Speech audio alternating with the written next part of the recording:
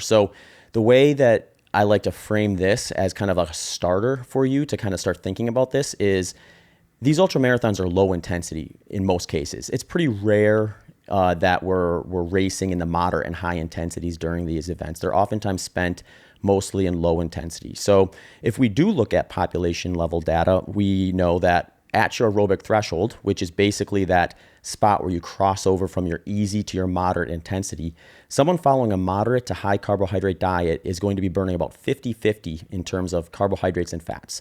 So let's say, for example, that you are looking at your race intensity and you find, okay, the fastest I should ever be going is my aerobic threshold, or the highest intensity I should ever be entertaining is my aerobic threshold.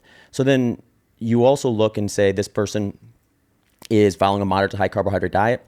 We can assume that that person's needs are going to be at most a 50-50 split between carbs and fats. The next piece is to figure out, well, what is your workload on that day? What does your pace necessitate from an energy demand per hour? And this is where it gets really individual, because you could have somebody, let's take Western States, for example, person winning Western States versus the person finishing at the very end of the golden hour. That's, from a duration standpoint, 2x, meaning that the person finishing at the golden hour was out there twice as long as the person finishing in under 15 hours. So what that means is they may burn a relative similar amount of energy over the course of that 100 miles, but the distribution of that energy is going to differ greatly. The person finishing in 15 hours is essentially going to rip through that energy twice as fast as the person finishing at the golden hour. So when we're looking at the actual fuel of concern during one of these events, which is the carbohydrate side of that metabolism, because even the leanest athletes on that starting line are going to have enough body fat to supplement the fat oxidation side of it, it makes a difference in terms of what your targets are going to need to be. So if you're looking at it through the lens of about how much energy per hour am I going to require on race day, you can start looking at where that split is going to be at maximum by 50-50. So for example, let's say someone's doing a 100-mile race. They determine that they are going to need 500 to 600 calories per hour for their workload, and they want to play it safe and say, well, I'm not going to exceed my aerobic threshold, so at most I'm going to need a 50-50 split.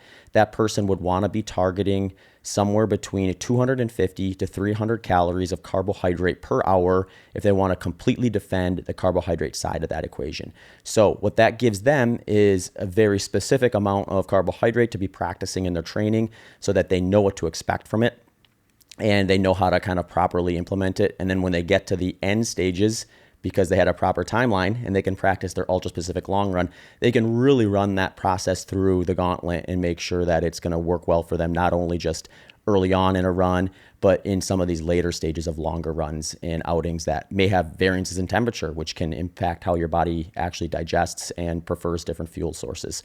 So the one other thing I'm going to mention about nutrition list is don't get too myopic about a specific product. A lot of times what I see people do is they've had a good experience with like a very specific product, or they read online about someone who just crushed their race with X product or supplement or something like that. And it's not a bad thing in the sense that like they're being exposed to something that may be useful, but you should assume that no one thing is going to work the same on the first mile as it will on the last mile and everything in between. So give yourself a long list of tools, of food items that you can have access to, that you've stress tested in your training.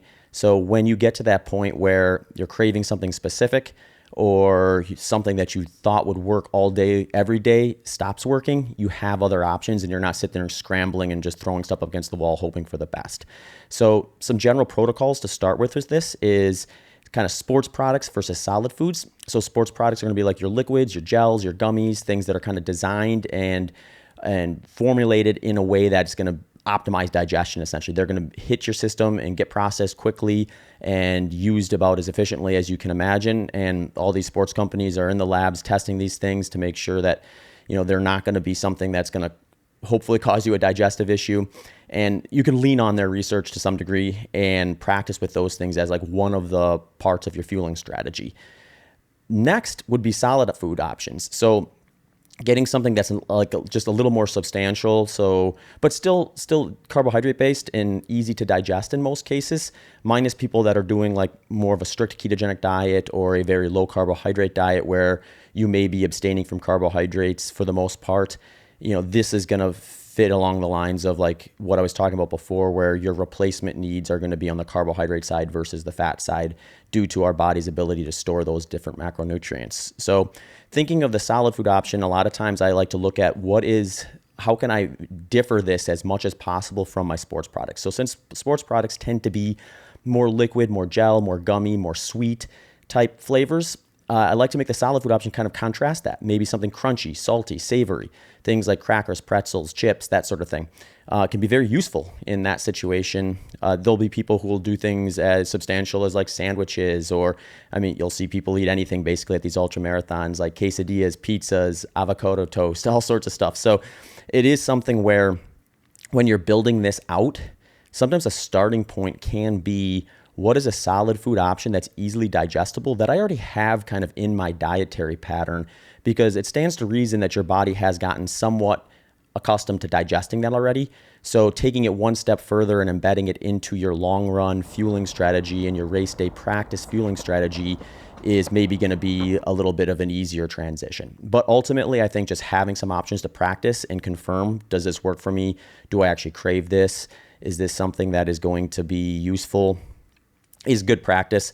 And I will float back to the leaning on available information piece with this one too, because these events almost always have aid stations, and these aid stations are always stocked in with a lot of different options. So getting an idea of what is going to be available at the aid stations can help you logistically if you find specific sports products or specific items that are in the solid food option that are going to be there.